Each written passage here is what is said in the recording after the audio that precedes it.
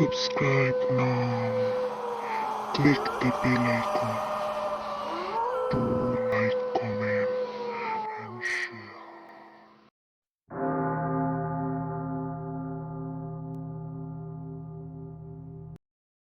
জঙ্গলে অমঙ্গলের ছায়া নভেলটি ৩৭তম পর্ব। আমরা এর আগে এই নভেলের যেখানে শেষ করেছিলাম আজ তার পরবর্তী অংশ থেকে শুরু হবে। গল্প শুরুর আগে নতুন অডিয়েন্সদের কাছে রিকোয়েস্ট, যারা এখনো আমাদের পরিবারের সদস্য হননি তারা দয়া করে আমাদের চ্যানেলটিকে সাবস্ক্রাইব করে আমাদের পরিবারের সদস্য হয়ে যান। তো শ্রোতা বন্ধুরা, শুরু করছি লি মাউন্টফোর্ডের লেখা জঙ্গলে অমঙ্গলের ছায়া। বিস্ময়াবিষ্ট কেনের মুখ যেন ভাষা হারিয়ে ফেলেছে। কোন রকমে সে রবার্তাকে উদ্দেশ্য করে বলল, মাদার সিবেটের জন্য ওদের ওইভাবে বলি দেওয়া হচ্ছে? কেনের প্রশ্নের উত্তরে ওপরে নিচে মাথা দোলালো রবার্তা। বলল, অবিশ্বাসীদের ভাগ্যে শেষ পরিণতি এটাই হয়। দেখো তো ভালো করে ওদিকে তাকিয়ে, চিনতে পারছো কিনা? বলতে বলতে ডান হাত সামনের দিকে বাড়িয়ে তর্জনী তুলে সামনের আগুনের দিকে দেখালো রবার্তা। হতভম্ব কেন তার অঙ্গুলি নির্দেশিত পথে তাকালো। জ্বলন্ত কাঠের স্তূপের উপর তখনও জ্বলছে অনেকগুলো মৃত শরীর। বাম দিক থেকে ডান দিকে, আবার ডান দিক থেকে বাম দিকে নড়ছে চড়ছে, কখনো উঠে বসছে, কখনো দাঁড়াচ্ছে। আগুনের জ্বলন্ত শিখা ওদের নিয়ে যেন নিষ্ঠুরভাবে খেলছে। সেদিকে তর্জনী তুলে ফের বলে উঠল রবার্তা, চিনতে পারছো? রবার্তার কণ্ঠস্বর আশ্চর্য রকম হিংসিত। জ্বলন্ত চিতার ওপরের দিকে অঙ্গুলি নির্দেশ করে আছে রবার্তা। কেন সেদিকে তাকিয়ে দেখল একটা মানুষের কাটা মাথা জ্বলন্ত আগুনের শিখায় যেন রান্না হচ্ছে। আগুনের অজস্র লেলিহান শিখা যেন চেটে পুটে খাচ্ছে মাথাটা। শিখার ফাঁক দিয়ে শুধু মাথাটাকে এপাশ ওপাশ নড়তে দেখা যাচ্ছে। মুখটা হাঁ হয়ে রয়েছে, পুড়ে কালো হয়ে গেছে মাথাটা। তাই কেন ঠিক চিনতে পারল না রবার্তা ওকে কি দেখাতে চেয়েছে। তাই জিজ্ঞেস করল, কে? নির্বিকার ভাবে রবার্তা বলল, টনি। এমন ভাবে কথাটা বলল রবার্তা যেন অতি স্বাভাবিক কোনো কথা বলছে। কেনের মনে হলো বুকে রক্ত যেন নিমেষে জমে বরফ হয়ে গেল। নিজের কানকে যেন বিশ্বাস করতে পারল না। নাড়ির গতি হলো দ্রুততর, শরীরের সবকটা স্নায়ু যেন একসঙ্গে ঝনঝন করে উঠল। রবার্তা ফের বলতে লাগল, মাদার সিবেট ওকে এখানে নিয়ে আসার পর ওর ধর থেকে মুন্ড আলাদা করে ফেলা।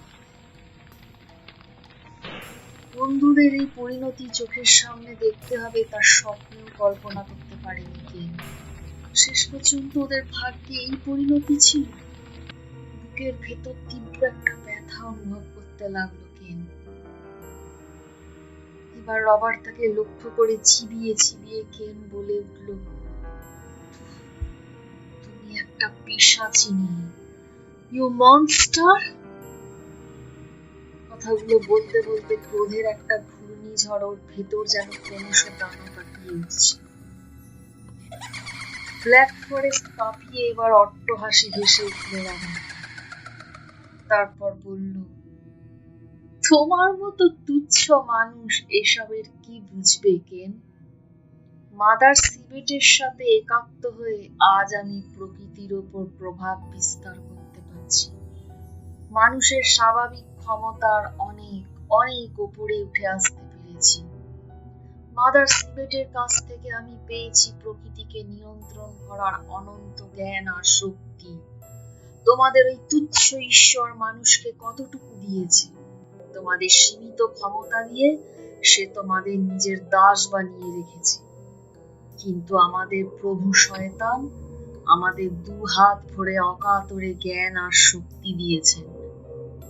মাদার সিবেট সেই শয়তানেরই মনোনীত প্রতিনিধি। তার সাথে আমি একাত্ম হতে পেরেছি বলেই আজ আমি সর্বময় ক্ষমতার অধিকারী। বুঝেছ? তুমি পাগল হয়ে গিয়েছো রবার্তা, তীব্র শ্লেষ ভরে বলে উঠল কেন। তুমি জানো না ওই শয়তানির সঙ্গে সাথ দিতে গিয়ে তুমি নিজের আত্মাকে কতটা অধঃপতিত করেছো। পাগল? অধঃপতিত হয়েছি? যেন আকাশ থেকে পড়ল রবার্তা। বলল, তোমার মতো সাধারণ মানুষের কাছে অবশ্য তাই মনে হবে। তোমরা বোকা, তাই বুঝতে পারছো না মাদার সিবেটের কাছে আত্মসমর্পণ করলে কতটা ক্ষমতাশালী হবে তুমি নিজেও। পৃথিবীতে কে না চায় আরো বেশি বেশি ক্ষমতার অধীশ্বর হতে? কিন্তু তোমাদের ওই ঈশ্বর তার কতটুকু তোমাদের দিয়েছে? পাগল তো তোমরা যে তোমাদের প্রায় কোনো ক্ষমতাই দেয়নি, তার কাছে দিনরাত নত হও তোমরা, বোকার মতো তার উপাসনা করে সময় নষ্ট করছো। আর যিনি একটা সাধারণ মানুষকেও অসীম ক্ষমতাশালী বানাতে এতটুকু কৃপণতা রাখেন না, তাকে তোমরা ঘৃণা করো। মাদার সিবেটের কাছে আত্মসমর্পণ করে দেখো, তুমিও আমার মতো, আমাদের সবার মতো প্রকৃতির ওপর, এই বিশ্ব ব্রহ্মাণ্ডের ওপর ক্ষমতা লাভ করবে। দাঁত কিরমির করে কেন বলল, না, একদম না। মরে গেলেও তোমাদের মতো শয়তানের কাছে আত্মসমর্পণ নয়, মরে গেলেও নয়। আচ্ছা, তবে কি ওই রকম হতে চাও? বলতে বলতে ফের জ্বলন্ত চিতায় শত সহস্র আগুনের শিখায় নাচতে থাকা টনির কাটা মাথাটার দিকে আঙুল দেখিয়ে তীব্র কটাক্ষ করে বলে উঠল রবার্তা। নিশ্চয়ই নও, মুখে কুটিল হাসি রেখা টেনে বলল রবার্তা। এখন প্রস্তুত হও, তিনি আসছেন তোমায় নিতে।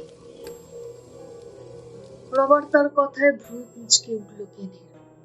রবার্তাকে জিজ্ঞেস করতে যাবে যে তিনি বলতে কার কথা বলতে চাইছে রবার্তা, কিন্তু দেখলো ডাইনিটার নজর এখন আর আগুনের দিকে নয়, ও দৃষ্টি এখন অদূরে সেই পরিত্যক্ত চার্চের দিকে। কেন দেখলো চার্চের দরজাটা হাট করে খোলা, আর ভেতরে জমাট বাঁধা অন্ধকার থেকে একটা মূর্তি বেরিয়ে আসছে। তাকে দেখে কেনের নারীর গতি দ্বিগুণ থেকে দ্বিগুণতর হয়ে উঠল। চোখ দুটো যেন কোটর ছেড়ে বেরিয়ে আসতে চাইল। বুকের ভেতর হৃৎপিণ্ডটা যেন একবার হোঁচট খেয়ে ফের দ্বিগুণ ভেঙে ছুটতে শুরু করল। বিশাল একটা মাকড়সা যেন বেরিয়ে আসছে চার্চের ভেতরের অন্ধকার গহ্বর থেকে। দেখতে অনেকটা মানুষের মতো হলেও যেন মানুষ নয় ঠিক। দুই পা আর সামনের দুই হাতকে পায়ের মতো ব্যবহার করে ওটা বেরিয়ে আসছে। চার হাতে পায়ে ভর দিয়ে অদ্ভুত একটা মাকড়সার মতো বেরিয়ে আসছে, না মানুষ না জন্তু, একটা মূর্তি। এখান থেকেও দেখা যাচ্ছে ওটার দুই চোখ মরা মাছের মতো উল্টানো আর সাদা, মাঝখানে মণি দুটো যেন কালো দুটো কালির বিন্দু। ওটার সর্বাঙ্গেও সেই ভয়ঙ্কর চোখ দুটোর মতোই অজস্র সাদা সাদা চোখ।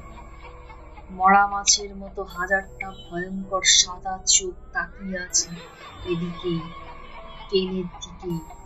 সবকটা চোখের মণি চঞ্চল, তিলের মতো ক্ষুদ্র মণিগুলো অদ্ভুত ভাবে নড়ছে। মাকড়সার মতো মূর্তিটা ধীরে ধীরে সোজা হয়ে উঠে দাঁড়ালো।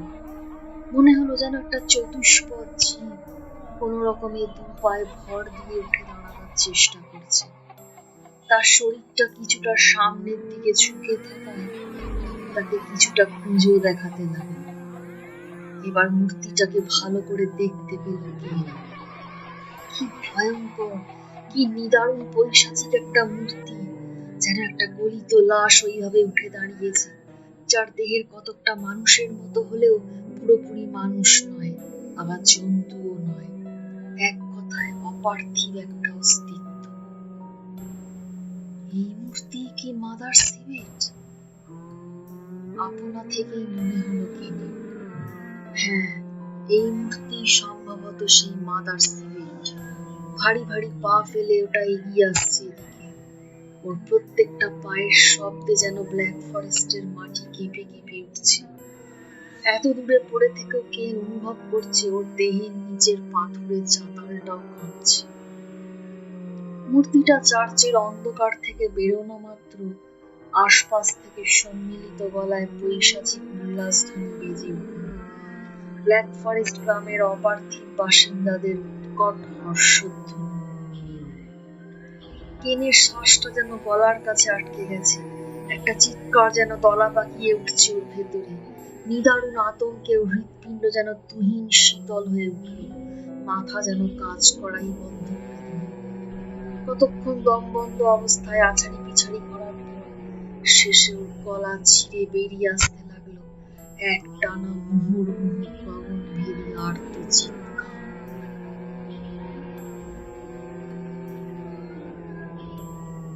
শ্রোতা বন্ধুরা, এই পর্বটি এখানেই সমাপ্ত। আগামী পর্ব নিয়ে আমি খুব শিগগিরই আসছি। আপনাদের আমাদের চ্যানেল ভালো লাগলে দয়া করে আমাদের চ্যানেলটিকে সাবস্ক্রাইব করবেন, লাইক করবেন, কমেন্ট দিয়ে নিজেদের মতামত দেবেন।